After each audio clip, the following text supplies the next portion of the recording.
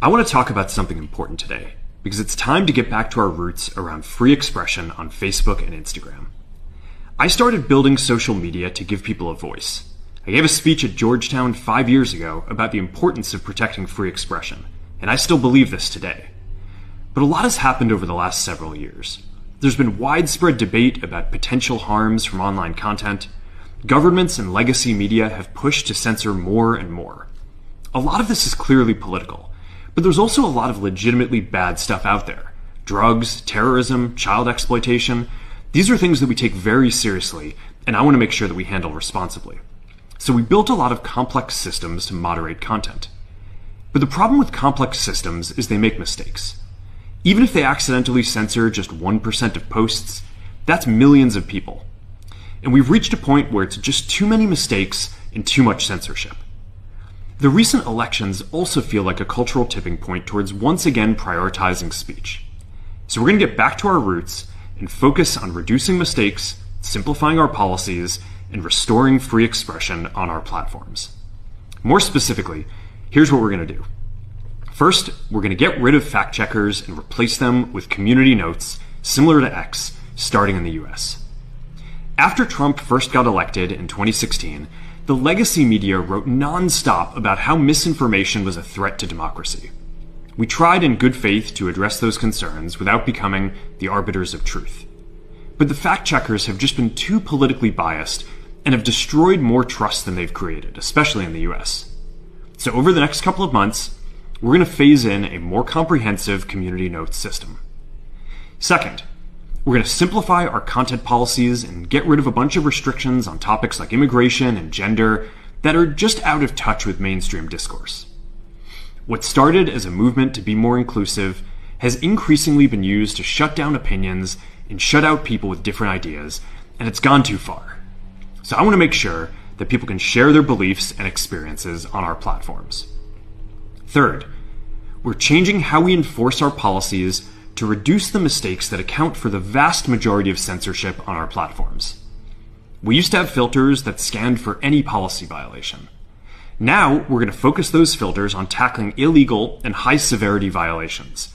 And for lower severity violations, we're going to rely on someone reporting an issue before we take action.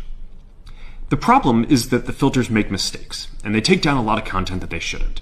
We're also going to tune our content filters to require much higher confidence before taking down content.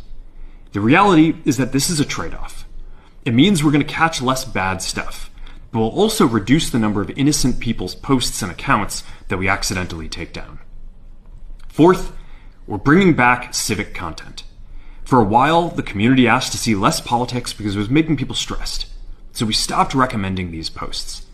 But it feels like we're in a new era now, and we're starting to get feedback that people want to see this content again. So we're going to start phasing this back into Facebook, Instagram, and Threads while working to keep the communities friendly and positive. Fifth, we're going to move our trust and safety and content moderation teams out of California, and our US-based content review is going to be based in Texas. As we work to promote free expression, I think that it will help us build trust to do this work in places where there is less concern about the bias of our teams.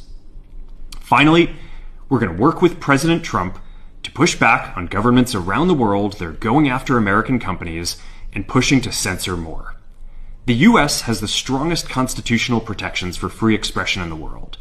Europe has an ever-increasing number of laws institutionalizing censorship and making it difficult to build anything innovative there. Latin American countries have secret courts that can order companies to quietly take things down. China has censored our apps from even working in the country. The only way that we can push back on this global trend is with the support of the US government. And that's why it's been so difficult over the past 4 years when even the US government has pushed for censorship. By going after us and other American companies, it has emboldened other governments to go even further. But now we have the opportunity to restore free expression, and I am excited to take it. It'll take time to get this right, and these are complex systems. They're never going to be perfect. There's also a lot of illegal stuff that we still need to work very hard to remove. But the bottom line is that after years of having our content moderation work focus primarily on removing content, it is time to focus on reducing mistakes, simplifying our systems, and getting back to our roots about giving people voice. I'm looking forward to this next chapter.